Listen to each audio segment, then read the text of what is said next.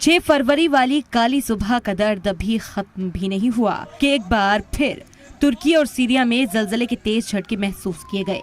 तबाही का दर्द झेल रहे लोगों में जमीन हिलते ही हर तरफ दहशत फैल गई। पीर की रात 8:04 पर सीरिया और तुर्की के बॉर्डर पर एक के बाद एक कर 2 झटके आए।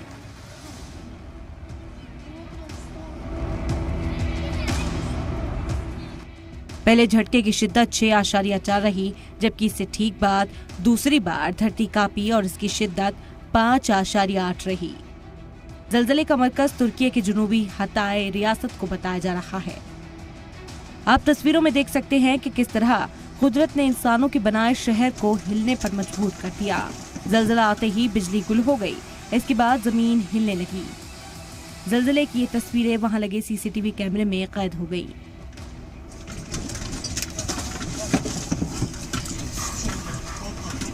छह फरवरी को आई तबाही में पहले ही सब कुछ गवा चुके लोग दहशत के मारे सड़कों पर निकल गए। कुछ लोग बच्चों के साथ जमीन पर लेट गए।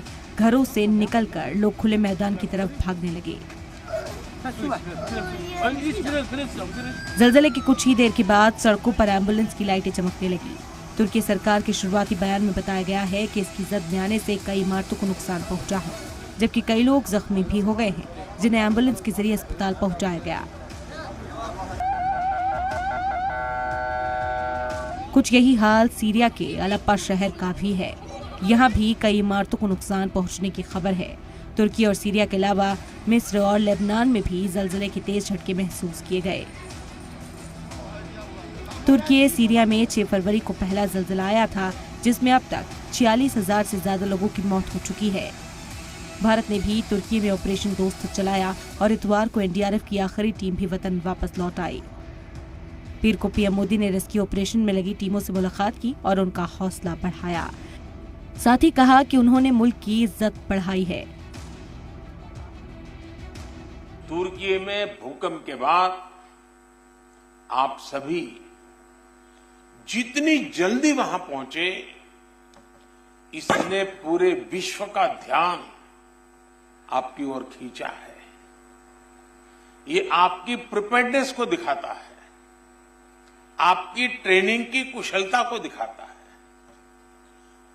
पूरे 10 दिनों तक जिस प्रकार आपने पूरी निष्ठा से वहां हर चुनौती का सामना करते हुए काम किया, वो वाकई प्रेरणादायक है।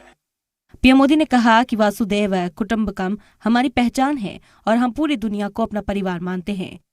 पीएम मोदी ने रेस्क्यू टीम के डॉग स्क्वाड की भी तारीफ की। साथ ही उस तस्वीर का भी जिक्र किया जिसमें मेजर वीणा तिवारी को एक मां गले लगाकर प्यार जता रही है।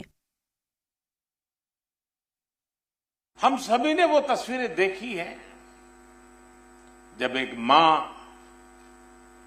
आपका माथा चूम करके आशीर्वाद दे रही है, जब मलबे के नीचे दबी मासूम जिंदगी आपके प्रयासों से फिर खिलखिला उठी।